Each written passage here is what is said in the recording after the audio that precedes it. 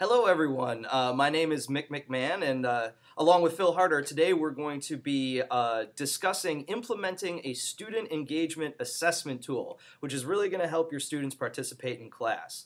We've all taught those classes at 8 o'clock in the morning where students are kind of get their eyes glazed over, they're very, very tired, and they're not really willing to participate. Well, I've come up with a tool that can help motivate students to participate a little bit more. And I've implemented this in several classes, particularly in classes with freshmen and sophomores, because I think it's a really good idea to get them used to participating. So this student engagement tool that I'm about to tell you about can help you out. And this engagement tool does not have to be done on a weekly basis, though I have done that to some very good results. You can flex this into every 3 weeks. You could do it at the midterm. You could do it at the final, but it really, really helps students participate in class. So let's take a look. Here's what the purpose of the student engagement tool is. It's going to help your students attend class more often because they know that they're going to have to earn points for participation. What I do is I combine the attendance grade along with participation, and I create a about 20% or so of the final grade is going to be dedicated to what I call student engagement. It's not just participation and it's not just attendance, it's both of them combined. So one of the benefits is it's going to motivate those students to attend class. Not only are they going to be there, but they're going to want to participate with the class material because, as we all know, students love points. So this helps motivate them. And of course, we're all looking for active participation, and that's going to help along with it. So what I do is I've actually improved this. I did this when I first started teaching, and I did it all on paper. At the end of every week, I gave students 3 questions, and they responded to them. They handed their papers back to me, and I wrote my comments on them, and I handed them back. What I've done now is I've put this student engagement assessment tool on Blackboard, so it goes along with our Green Initiative. And what you can do is you can just put it under the test quiz. I just put it under an essay, and these are the questions that I ask my students. The first one is a little self-reflection for them. The first question is, what did you learn this week, and how did you learn this material?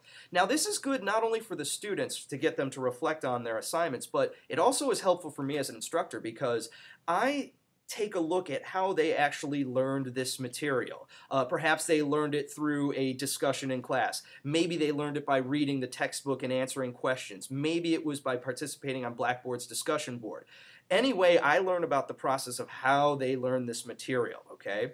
The next question, and this is what I key in on very, very much. In what specific ways did you contribute to class this week? I want to know how they're participating. Hopefully it's verbally, but it doesn't necessarily need to be. Perhaps they asked a question in discussion board, or perhaps they did something else, but as long as they're contributing, I'm going to be giving them points. I also add this area, if you did not participate in class discussion this week, please explain why you did not. This gives them a chance to voice their opinion. I've had a lot of students say I'm very shy, and then I'm able to have a correspondence with them saying, don't be shy, you know, we want to hear your opinion.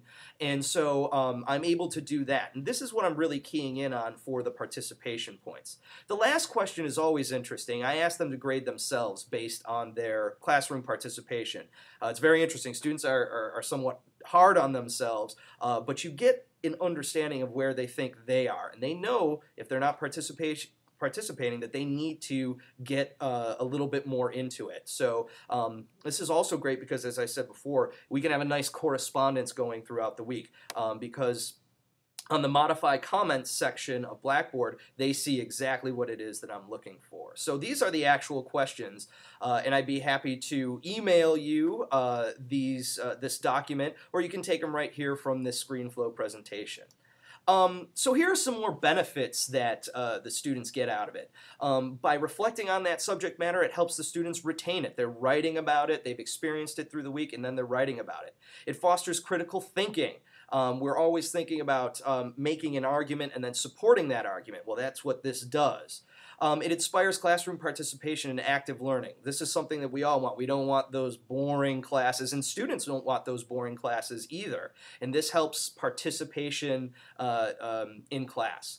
It also generates written dialogue between teacher and student independent of the entire class. So you get that one-on-one experience as well. And of course, one of the initiatives here at RMU is writing across the curriculum. And this is a great way for students to write on a weekly or tri-weekly or twice per quarter basis. And it also encourages attendance. We always want our students to be there. I think when we have them in the classroom, we do some great things, and they understand that it's very important to be there. And if we have them there, students tend to do very well. There's another PowerPoint presentation. I did an experiment a couple of years ago where I took several different classes throughout the year, and you can take a look at some of the statistics, and you'll find there's a high correlation between classroom attendance, the participation, and A's and B's, all right? And it enforces student accountability. What we really want to do is we want students to be doing work outside of class and then be prepared to come inside class. And this, of course, goes along with Fink's model about being responsible with work on the outside and bringing it back to the inside. Now, it's not all benefits. There's some drawbacks as well. Students sometimes complain about, I've got to do this again every week. Sometimes students who are shy, those students who sit in the back corner and try and hide, it can be very, very intimidating for them, but hopefully this will help draw them out. And there is a little bit of extra grading for the instructors, but I think it is well worth it to ensure student success and retention as well. And so thank you very much for listening today. If you have any questions, let me know. My name is Mick McMahon, and you can reach me at mmcmahon@robertmorris.edu. Have a great day.